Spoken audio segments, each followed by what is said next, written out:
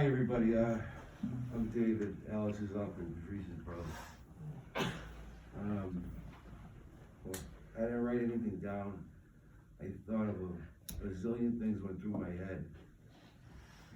I have memories of Alex from when, well, obviously from when he was a baby, but I was thinking today, once in a while I would pick him up from my sister when he was like 5 or 6 years old. And I'd take him out with me, and he was the happiest kid.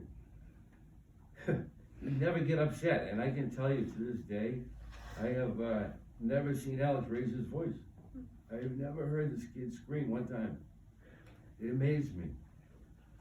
I'm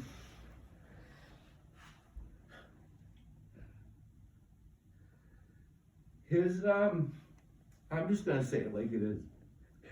His death hits me to the core because, like, he's dead because of something I've suffered from for 35 years. And I'm just honored that I'm up here, and I'm blessed by God that I'm up here and I'm not gone as well. I don't know the perfect way to talk about this or the exact things to say, but like I talked to Alex on Christmas, and you know, a lot of times there's things one act will say to another that they won't say to somebody else because they know there's not that same understanding. And he knows, like he knew what I've been through in my life. And you know, he was struggling. Alex was struggling. And there's nothing worse, there's no worse place for an addict to be than when you're using it against your own will. And really what that means is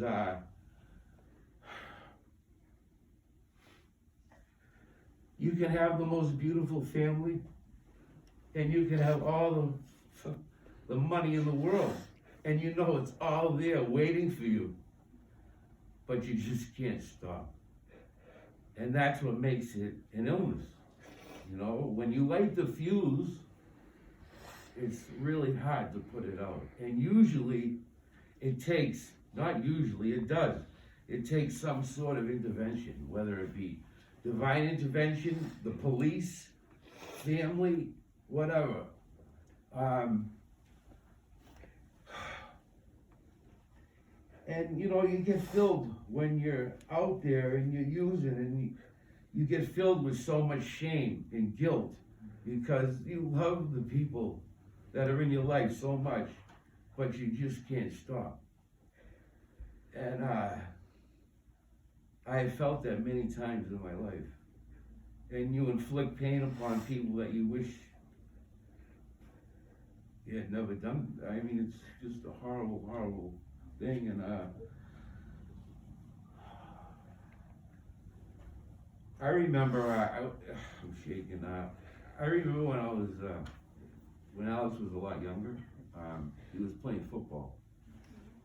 And this is weird, like, you just remember certain things. I remember when he was playing football and he didn't want to play football anymore.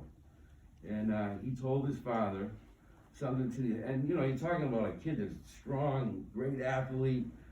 And he said to his father, "Dad, I don't want to hurt people." And that,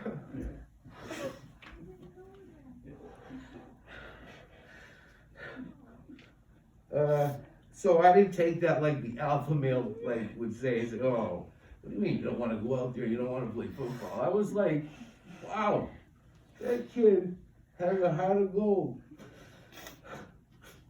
And that's the first time I really realized what a precious guy he really was. And I'm just sorry that I didn't get to know my nephew the way I should have because of the suffering I went through and how bad it tore me apart from my own family. And I'm just really honored and grateful to be able to be standing here right now on the other side of things. And there's just no words for this. And you know, Rick said something that was really good, that like, you know what, if you have somebody that you know, whatever, and you know they're suffering, I'm gonna tell you something, just a kind word can help make a difference in somebody's day. Whether they wanna go out and get high, or maybe that kind word might stop them and make them feel like, you know what, there's hope for me, and I won't go get high. And it's that simple. I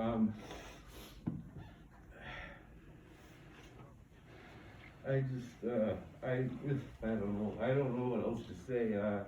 I mean, I could say a zillion into the things about Alex. He's just the most wonderful, wonderful guy. And like I said, I just, I'm just so sad because his death strikes that core in me that, we shared the same thing, and I saw this happening early in his life. I could see the signs, he was like a scholar, this kid. He could have went to Oxford. And I saw how this thing started rearing its ugly head in his life. Slowly but surely it creeps in, and then it gets its grip in you, and it doesn't let go. And it has to be treated just like any other illness, just like if you're a diabetic or you're a cancer patient, except that, the remedy for this disease is a spiritual one. And, this to me is the worst illness there is. And by the way, you're saying, I hear mental illness, addiction. Addiction's a mental illness. Addiction doesn't center in the glass, the joint, the syringe. It centers in your brain.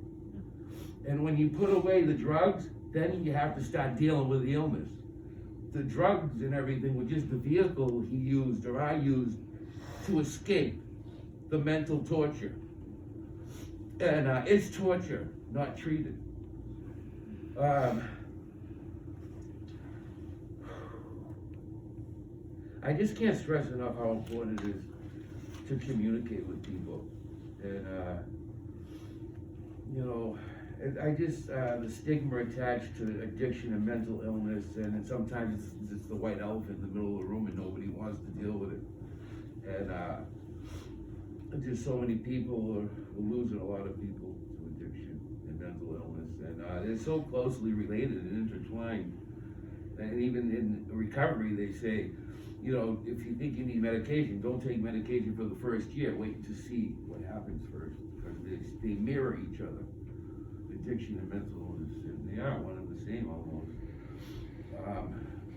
I don't know.